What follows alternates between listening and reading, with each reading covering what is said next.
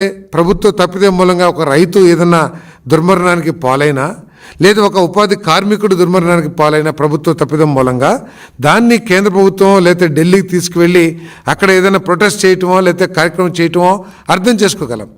కానీ ఒక గంజాయికి అలవాటు పడిన దుర్వ్యసనాలకి అలవాటు పడ్డ ఇద్దరు యువకులు వ్యక్తిగత తగాదాలతో ఒక మారణకాండ జరిగితే దాన్ని తీసుకెళ్ళి అది నేషనల్ ఇష్యూ అయినట్టు చేయటం ఎంతవరకు సబబో కూడా ప్రజాస్వామ్యులందరూ కూడా ఆలోచించాలని చెప్పేసి మనం చేస్తాను.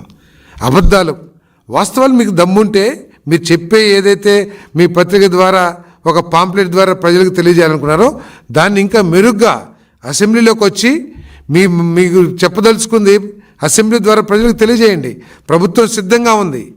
మీరు అవసరమైతే ఇంకా ఎక్కువ రోజులు అసెంబ్లీ నడిపోయినా సరే మీరు లేవనెత్తే ప్రతి సమస్యకి సమాధానం చెప్పడానికి, మీరు చేసిన ప్రతి తప్పిదానికి ఆధారాలతో సహా నిరూపించడానికి ప్రభుత్వం సిద్ధంగా ఉందని చెప్పేసి నేను మనవి చేస్తాను. అసెంబ్లీలోకి వచ్చి మరి మాట్లాడమని ముఖ్యమంత్రి గారు సవాల్ విసిరితే ఆ సవాలు స్వీకరించలేని ఒక దౌర్భాగ్య పరిస్థితిలో ఉండి కేవలం నాకు పత్రిక నాకు టీవీ ఉంది కదా అని చెప్పేసి దాని ద్వారా అబద్ధాలు ప్రచారం చేయటం కరెక్ట్ కాదని చెప్పేసి మనం చేస్తాను.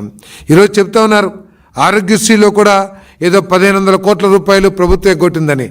ఎవరన్నా విచక్షణ అసలు ఆలోచన జ్ఞానం కానివ్వండి, లేకపోతే ఒక 5 సంవత్సరాలు ముఖ్యమంత్రిగా చేసిన స్థాయి వ్యక్తి మాట్లాడా అని చెప్పేసి అడుగుతా ఉన్నా నేను.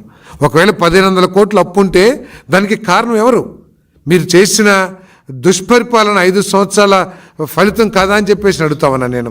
45 రోజుల్లో చెల్లించాల్సిన పేమెంట్ని మీరు చెల్లించకపోవటం మూలంగా ఎన్నిసార్లు హాస్పిటల్స్ యాజమాన్యాలు స్ట్రైక్ ప్రకటించి లేకపోతే మా కోఆపరేషన్ విత్డ్రా చేసుకుని మేము వైద్య సేవలు అందించమో, మీరు పేషెంట్స్ డబ్బులు కడితేనే మేము వైద్యం చేస్తామని చెప్పేసి ఎంతమంది పేదలు ఇబ్బంది పడ్డారో తెలుసా?